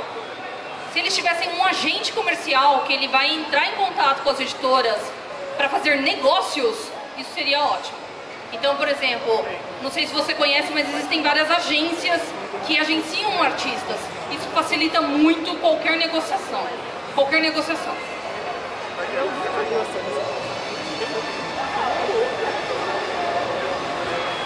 Boa tarde. Eu costumo ler bastante comics, webcomics, né? Chinesas, coreanas. normalmente digital, ou mesmo físico, tipo chinês, coreano. E se sim, né, tem algum interesse em publicar digitalmente ou fisicamente obras de outros mercados, né, além do próprio japonês, que é o que vocês já trabalham. Bom, acho que todas as editoras estão sempre atentas às tendências do mercado, aos pedidos dos leitores. E sim, sempre há possibilidade. Eu acho que ninguém aqui vai falar nunca publicaremos tal tipo de material. É necessário que as editoras, dentro dos seus respectivos negócios, detectem possibilidades e formas de tornar essas publicações viáveis e lucrativas. Então, no caso da New Pop, sempre há possibilidade, sim. Mas não vou te falar, iremos publicar esse tipo de material agora. A minha resposta é a mesma do Júnior. E complementando, o momento não é propício para conseguir experimentar, né? Até 2, 3 anos atrás, a gente já estava pensando fortemente em investir em coisas diferentes desses mercados que você citou. Há 3 anos eu fui para um evento de quadrinhos lá na Coreia para conhecer mesmo autores, o mercado deles, como funcionava, pensando no que a gente podia fazer. A gente está sempre de olho, mas não tem como apostar no mercado que a gente está hoje. Eu acho que isso até vale para publicações nacionais, para a pergunta do menino também, né? Mas hoje está um momento bem difícil de apostar em coisas novas, mas sim, para o futuro, as coisas melhorando, eu acho que o mercado pode ter espaço sim para coisas de outros mercados chegarem ao Brasil. Vou falar só uma coisa rapidinha.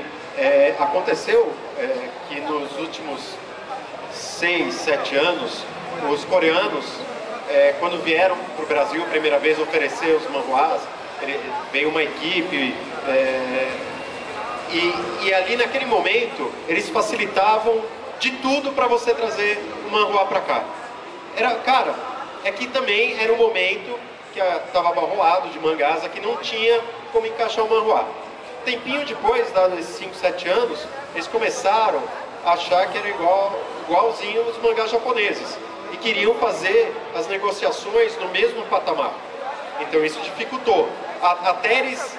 Porque você tem que também saber se posicionar. Os manhwas, independente da qualidade, que a gente só traria coisa bacana, você sabe que manhwa ainda está um pouco abaixo de mangá. Você tem que saber trabalhar para poder trazer. Mas se você já vem com um formato de negócio que já vai ficar no negativo, isso complica e impede de trazer. Mas quem sabe, já pode vir.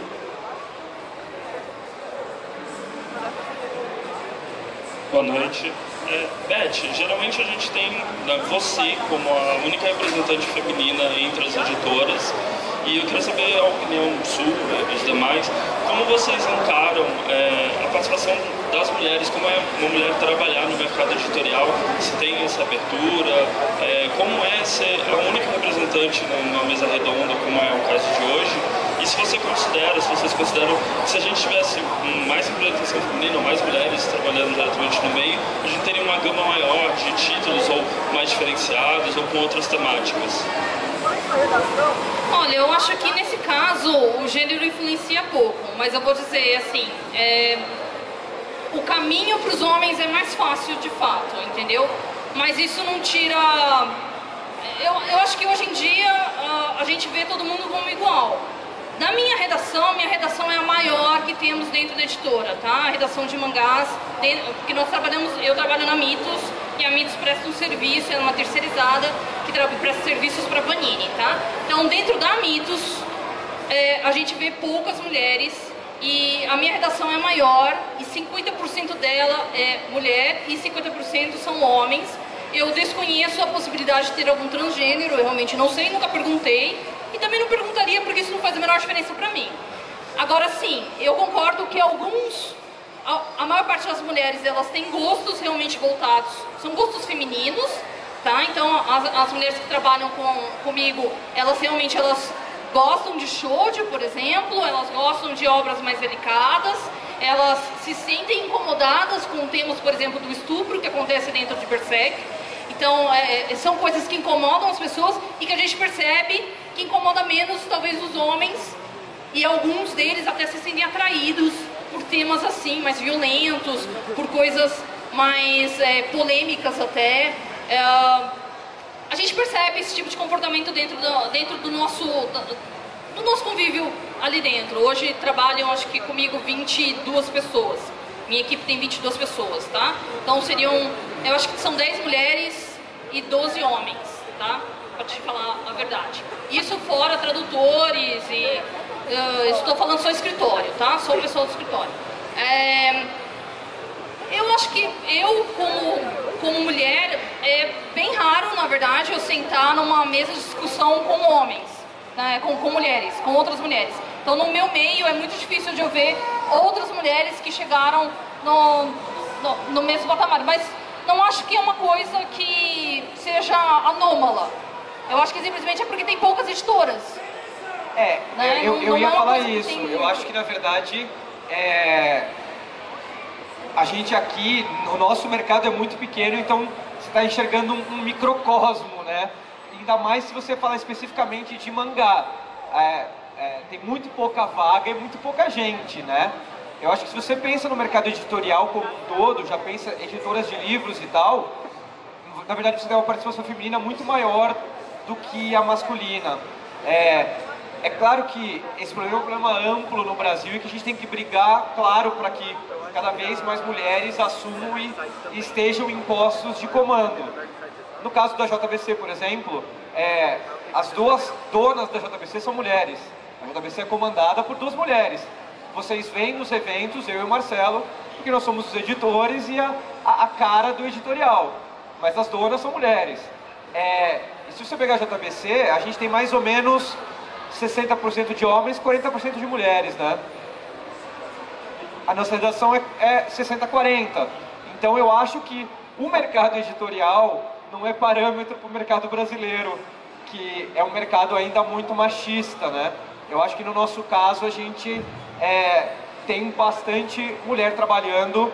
É difícil avaliar por esse microcosmo que a gente tem aqui, né? É isso que eu ia comentar. Você pode ter certeza que em todas as redações há muitas mulheres que também participam. No caso da Neopop, a diretora financeira é uma mulher. Então, assim, em cada editora, pode ter certeza que há mulheres que participam, que tomam decisões. Mas a cúpula da Panini é toda feita por homens. Tá? A cúpula da Panini, Itália, México, toda a Europa, Brasil, todos homens.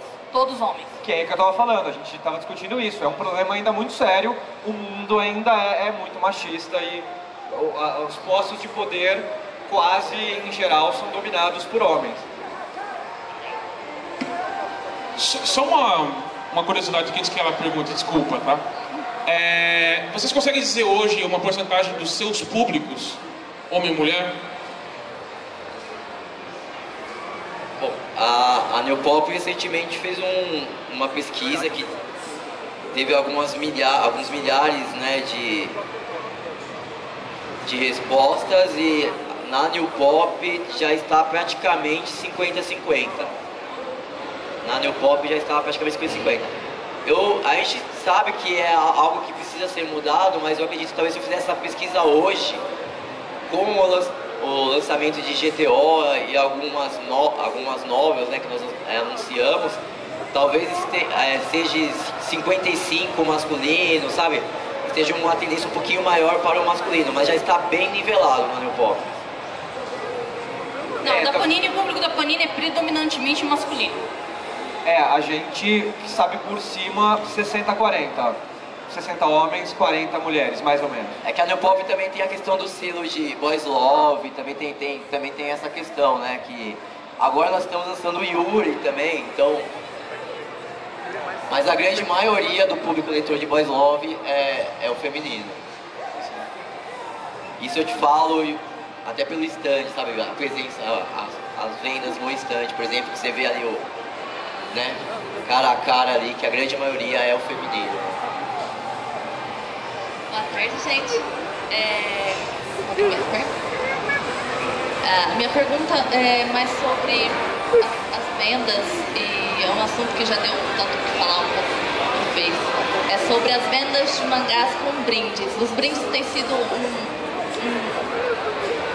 artigos muito procurados e bem valorizados pelo público. Existe mesmo esse ideal de que o mangá, todas as editoras já tiveram essa experiência de um mangá vir anexo a um brinde anexo a um mangá. Ela realmente dá esse must para as vendas, os mangás que saem com marcadores anexos, ou os mangás que prometem brindes pela compra, eles dão mesmo esse must nas vendas, ou é mais uma crença do que está acontecendo, ou nada disso? Como vocês veem isso? Bom, eu acho que todas as editoras, seus setores comerciais e de marketing sempre pensam em novas opções e novas ideias de tentar maximizar as vendas. E essa parte dos brindes exclusivos, parcerias comerciais, onde você só encontra determinada coisa se você comprar em tal lugar, é algo que já acontece no Japão, é muito frequente nos Estados Unidos. Vira e mexe você vê um jogo ou um quadrinho que só é vendido em determinada loja, só vem com um jogo com um personagem que você compra numa loja. É algo natural, e é algo que o marketing comercial vão sempre pensar, vão tentar em fórmulas de melhorar as vendas, né? Então, é algo que já não é de agora, já vem acontecendo, e eu acho que vai continuar assim. Eu não sei te dizer ainda, é algo, mas faz diferença, assim, é um a mais, né? Então é algo que eu acho que vai aumentar bastante. O brinde pode ajudar na venda, desde que ele seja brinde. A partir do momento que você coloca brinde em todos os produtos, ele não é uma coisa extra e não vai ajudar mais a venda, porque todos vão ter um brinde.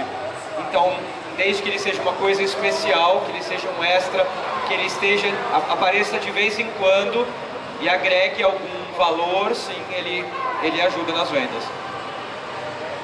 Essencialmente, é uma ferramenta de marketing, que tanto cobram da gente, das editoras, para divulgar. O que a gente não pode é atrelar o brinde necessariamente àquele título. Tanto que, por exemplo, não saem todos os volumes dos brindes, são em alguns.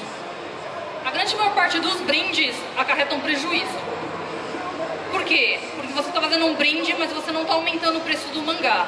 Isso não acontece, por exemplo, no citado do Japão, por exemplo. Quando você tem no Japão um brinde junto com o mangá, o preço dele automaticamente aumenta. Você está pagando pelo brinde, que não é brinde nesse caso.